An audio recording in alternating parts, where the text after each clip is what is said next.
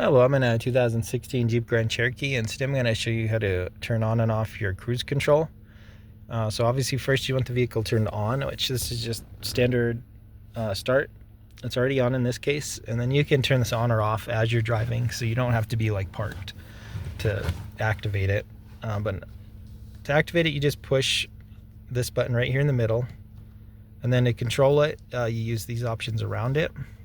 But if you need to turn it back off, you can see it's on right now with this symbol, but to turn it off again, you just push it again. Off, and it corresponds there. Off, turn it on, and then as you're driving, once you get to the exact speed you want to maintain, you'd use these to set it, and then you can toggle up and down. I'd say you want to add a couple miles an hour or lower it, and then same with this resume and cancel.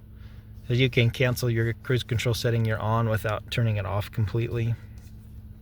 I hope that's a good general overview. But I hope this was helpful, and hope you have a wonderful day.